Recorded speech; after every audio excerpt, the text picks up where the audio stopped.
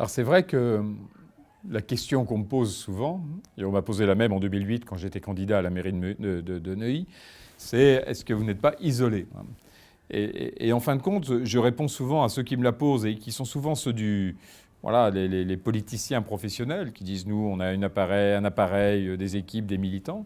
Je dis est-ce que vous croyez que quand finalement 84% des gens disent on ne fait plus confiance aux politiques et aux partis politiques, c'est pas vous qui vous êtes isolé en fin de compte? Et est-ce que ce microcosme politique, croyant encore réunir, agréger du monde, parce qu'il est seul dans le débat, ou il est seul sur le ring, ou il est entre soi sur le ring, ou dans l'arène, c'est pas lui qui s'est finalement isolé. Et je crois que la vérité, la réalité, elle est là.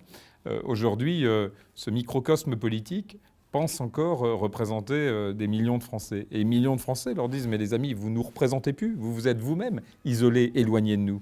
Et quand on voit que la moitié des Français vont plus voter, qu'un tiers va voter sur des votes de défiance extrêmement durs, et que beaucoup vont voter, mais avec beaucoup de résignation et de fatalisme, on se dit, mais où il est le vote d'adhésion? Est-ce que finalement ceux qui se sont isolés, ce n'est pas ce microcosme, cette toute petite société politique qui vit entre elles et qui vit finalement assez isolée du reste du monde?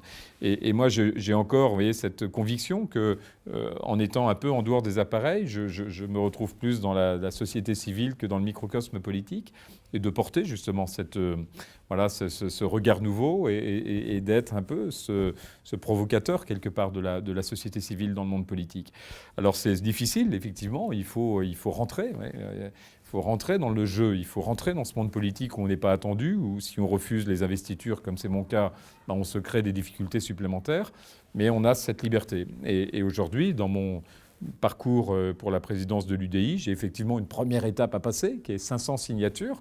Donc ça arrive, mais j'ai encore besoin d'aide, de gens qui viennent adhérer pour me soutenir et qui parrainent ma candidature. Donc je stimule des nouvelles adhésions et j'appelle vraiment le maximum de ceux qui croient en cette démarche de venir adhérer pour me soutenir.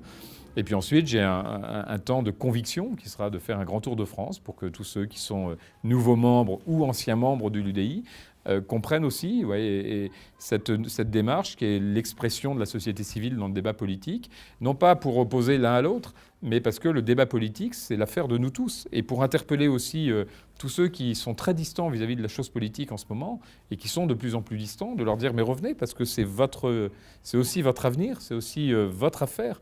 La politique, si on considère que c'est pas un métier, c'est pas l'affaire d'un petit groupe vis-à-vis des autres, c'est l'affaire de nous tous. Et on est tous interpellés sur qu'est-ce qu'on fait pour notre pays, qu'est-ce qu'on fait pour les autres, qu'est-ce qu'on fait pour notre territoire, qu'est-ce qu'on fait pour notre ville. Donc moi, je veux aussi que cette campagne soit l'occasion d'interpeller tout le monde en disant on peut se plaindre des politiques, mais on doit aussi se poser la question de qu'est-ce qu'on fait pour notre territoire, qu'est-ce qu'on fait pour notre pays, qu'est-ce qu'on fait pour notre ville. Et c'est aussi coupable d'être un homme politique isolé du monde que d'être un citoyen qui dit c'est pas mon affaire et je veux pas m'en occuper.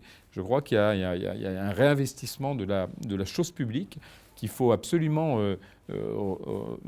réinventer, relancer, pour dire la politique, c'est l'affaire de tout le monde.